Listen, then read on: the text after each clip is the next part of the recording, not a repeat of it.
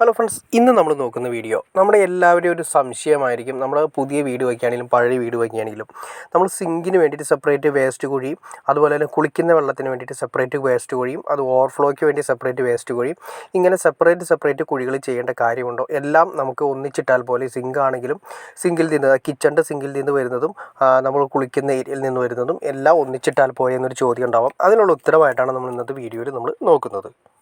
ആദ്യമേ തന്നെ നമുക്ക് സെപ്പറേറ്റ് കുഴികളൊന്ന് പരിചയപ്പെടാം. ഇത് നമുക്ക് സെപ്റ്റി ടാങ്കിൻ്റെ ഓവർഫ്ലോ വരുന്ന സെപ്പറേറ്റ് കുഴിയാണ് കൊടുത്തിരിക്കുന്നത്. ഇതിൽ നമ്മൾ ഓവർഫ്ലോ മാത്രമാണ് കൊടുത്തിരിക്കുന്നത്. സെപ്റ്റിക്കിൻ്റെ ഓവർഫ്ലോ ഇവിടെ വന്നിരിക്കുന്നത് നമുക്ക് കുളിക്കുന്ന വെള്ളത്തിൻ്റെ കുഴിയാണ് വന്നിരിക്കുന്നത്. ഇപ്പുറത്ത് നമ്മൾ കാണുന്നത് കിച്ചണിൽ നിന്ന് വന്നിരിക്കുന്ന കുഴികളാണ് സെപ്പറേറ്റ് കൊടുത്തിരിക്കുന്നത്. നമ്മളിവിടെ എല്ലാം ചെയ്തിരിക്കുന്നത് സെപ്പറേറ്റ് കുഴികളാണ് ചെയ്തിരിക്കുന്നത്.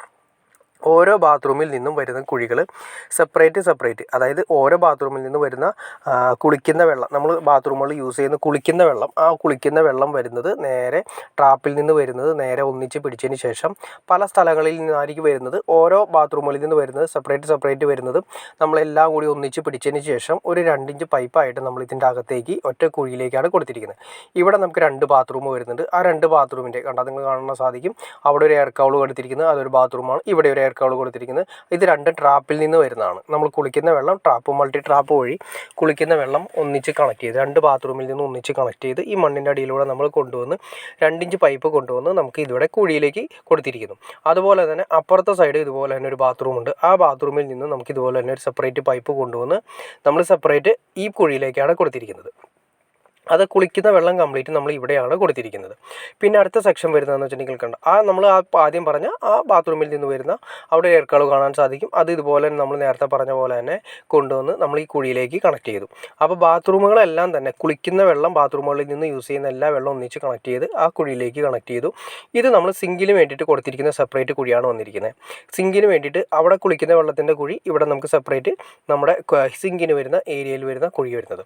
കുഴി നമുക്ക് ഇത് 2 സിങ്കാണ് ഇവിടെ വരുന്നത്. ഈ 2 കുഴികളിലേക്ക് 2 സിങ്കുകളിൽ നിന്നും വരുന്ന പൈപ്പ് നമ്മൾ ഒന്നിച്ച് പിടിച്ചതിന് ശേഷം നമ്മൾ ഇതിലേക്കാണ് കൊണ്ടുവന്നിരിക്കുന്നത്.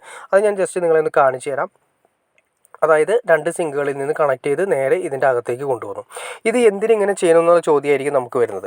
ആദ്യമേ തന്നെ നമ്മൾ നേരത്തെ പറഞ്ഞ പോലെ തന്നെ എല്ലാത്തിനും സെപ്പറേറ്റ് കുഴികൾ ചെയ്യുന്നതാണ് ഏറ്റവും നല്ലത്. അതിൻ്റെ മെയിൻ കാരണം എന്താണെന്ന് വെച്ചിട്ടുണ്ടെങ്കിൽ നമ്മൾ സിങ്കിൽ നിന്ന് നമ്മൾ യൂസ് ചെയ്യുന്നത് നമ്മൾ പാത്രങ്ങളൊക്കെ കഴുകുന്നതാണെങ്കിലും ആ സമയത്ത് വരുന്ന വേസ്റ്റും അത് എണ്ണമയവും കാര്യങ്ങളും പിന്നെ സോപ്പ് വരുന്നുണ്ട്. പിന്നെ അതുപോലെ തന്നെ നമ്മൾ ഉപയോഗിക്കുന്ന ചോറുപറ്റ് കാര്യങ്ങളെല്ലാം തന്നെ ചെറിയ വേസ്റ്റ് കാര്യങ്ങളെല്ലാം തന്നെ ഈ സിങ്കിൽ നിന്നും ഇത് ഫസ്റ്റ് സിങ്കാണ് വരുന്നത്. രണ്ടാമത്തെ സിങ്ക് വരുന്നുണ്ട്. ഈ സിങ്കിൽ നിന്ന് നമ്മൾ കഴുകുന്ന വെള്ളം കാര്യങ്ങളെല്ലാം ഒരു കുഴിയിലേക്ക് വന്നു.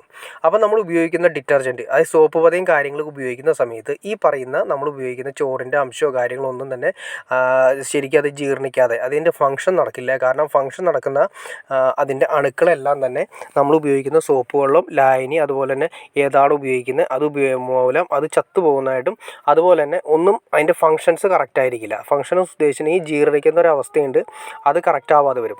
അത് കറക്റ്റ് ആവാതെ വരുന്ന സമയത്ത് സ്മെല്ല് ഉണ്ടാവാനുള്ള ചാൻസ്. അതുകൊണ്ടാണ് കുറേ നാളുകൾ കഴിയുന്ന സമയത്ത് കുഴിയിൽ നിന്നും സ്മെല്ല് പതുക്കെ നമ്മുടെ സിങ്കിൻ്റെ അകത്തേക്കും അതുപോലെ തന്നെ കിച്ചണിൻ്റെ അകത്തേക്കും വ്യാപിക്കുന്നതായിട്ട് നമുക്ക് കാണാൻ സാധിക്കും. കുറേയൊക്കെ നമുക്ക് എയർ പൈപ്പും കാര്യങ്ങളൊക്കെ ഒഴിവാക്കാൻ പറ്റുമെങ്കിൽ ഓവറായിട്ട് വരുന്ന സമയത്ത് നമ്മൾ ഈ സിങ്കിൻ്റെ കുഴി പെട്ടെന്ന് അറിയുന്നതായിട്ട് നമുക്ക് കാണാൻ സാധിക്കും.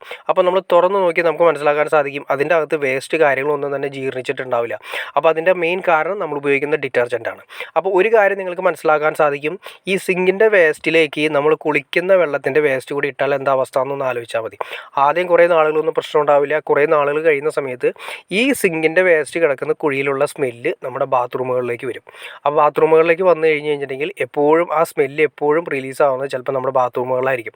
കാരണം സിങ്ക് അത്യാവശ്യം എപ്പോഴും കഴുകിക്കൊണ്ടും കാര്യങ്ങളൊക്കെ യൂസ് ചെയ്യുന്നതുകൊണ്ട് അത്രയും സ്മെല്ല് അവിടേക്ക് ഫീൽ ചെയ്യില്ല. പക്ഷേ ബാത്റൂമുകൾ നമ്മൾ എപ്പോഴും ഉപയോഗിക്കില്ല, ഒന്നല്ലെങ്കിൽ രാവിലെ അല്ലെങ്കിൽ വൈകിട്ട്, ഇതൊക്കെയാണ് മെയിനായിട്ട് വരുന്നത്.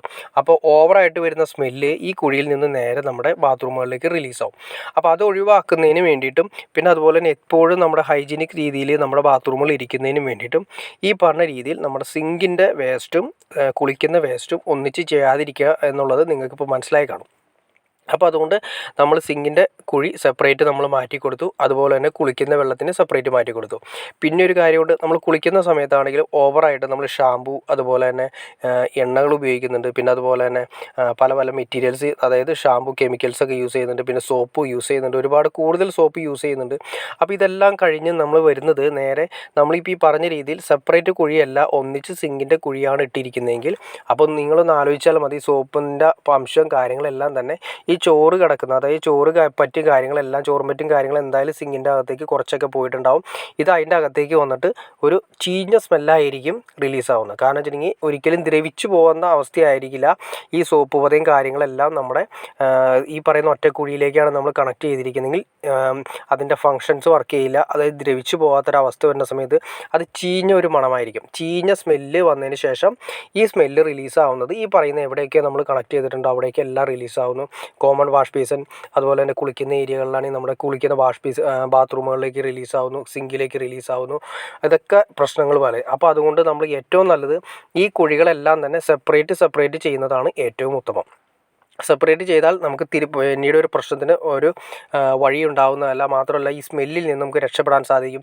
പിന്നെ വേറൊന്നുമല്ല, ഈ പറയുന്ന സിങ്കിൻ്റെ വേസ്റ്റ് മാത്രം നമുക്ക് ഇടയ്ക്കിടയ്ക്ക് 1-2 വർഷം കഴിയുന്ന സമയത്ത് കുഴിയുടെ ആഴം കുറവാണെങ്കിൽ നമുക്ക് ഇടയ്ക്ക് ഒന്ന് തുറന്ന് അതിൻ്റെ സ്ലാബും കാര്യങ്ങളൊക്കെ മാറ്റി ഒന്ന് ക്ലീൻ ചെയ്യേണ്ട അത്യാവശ്യം മാത്രമേ വരുന്നുള്ളൂ. അപ്പോൾ ഇത് ബാധിക്കുന്നത് നമ്മുടെ സിങ്കിലേക്ക് മാത്രമായിരിക്കും. അപ്പോൾ സിങ്കിലേക്ക് ബാധിക്കുന്നതുകൊണ്ട് നമുക്ക് പെട്ടെന്ന് അറിയാൻ സാധിക്കും, പെട്ടെന്ന് കുഴി തുറന്ന് നമുക്ക് ക്ലീൻ ചെയ്യാനും സാധിക്കും. അത് അല്ല, നമ്മൾ ഈ പറയുന്ന രീതിയിൽ ഒറ്റയ്ക്കല്ല ഒന്നിച്ചാണ് കൊടുത്തിരിക്കുന്നതെങ്കിൽ ബാത്റൂമിൽ റിലീസാവും. വീട് മൊത്തം ഒരു ചീഞ്ഞ മണമായിരിക്കും വീടിൻ്റെ അകത്ത് മൊത്തം വരുന്നത്. അപ്പോൾ ഇത് നമുക്ക് ഒഴിവാക്കാനായിട്ട് സെപ്പറേറ്റ് കുഴികൾ ചെയ്യുന്നതാണ് ഏറ്റവും ഉത്തമം. അപ്പോൾ നിങ്ങൾക്ക് എങ്ങനെയാണ് നമ്മുടെ ബാത്റൂമിൽ നിന്ന് വരുന്നതും സിങ്കിൽ നിന്ന് വരുന്നതും ഓവർഫ്ലോയിൽ വരുന്ന കുഴികൾ സെപ്പറേറ്റ് ചെയ്യുന്നതിൻ്റെ ആവശ്യകത നിങ്ങൾക്ക് വ്യക്തമായിട്ട് മനസ്സിലായി കാണുമെന്ന് ഞാൻ വിചാരിക്കുന്നു. ഇനി എന്തെങ്കിലും ഡൗട്ട്സോ കാര്യങ്ങളോ ഉണ്ടെങ്കിൽ തീർച്ചയായിട്ടും കമൻറ്റ് ചെയ്യാനും മടിക്കരുത്. അതുപോലെ ഷെയർ ചെയ്യാനും മടിക്കരുത്, സബ്സ്ക്രൈബ് ചെയ്യാനും മടിക്കരുത്. അപ്പോൾ ഇപ്പോൾ തന്നെ ലൈക്ക് ചെയ്തേക്കുക. നിങ്ങൾ ലൈക്ക് ചെയ്യുന്നതിനനുസരിച്ചായിരിക്കും നമ്മൾ ഇതുപോലുള്ള വീഡിയോസ് മാക്സിമം ഉപകാരപ്പെടുന്ന ആളുകളിലേക്ക് എത്തിച്ചേരുന്ന, പുതിയ വീഡിയോ പണിയുന്ന ആളുകളിലേക്കൊക്കെ എത്തിച്ചേരുന്നത്. അപ്പോൾ അതുകൊണ്ട് നിങ്ങൾ തീർച്ചയായിട്ടും ലൈക്ക് ചെയ്യുക. ഇപ്പോൾ തന്നെ ലൈക്ക് ചെയ്തേക്കുക, സബ്സ്ക്രൈബും ചെയ്തേക്കുക. ഓക്കെ ഫ്രണ്ട്സ്, അടുത്ത വീഡിയോയിൽ കാണുന്നവരെ ഓക്കെ.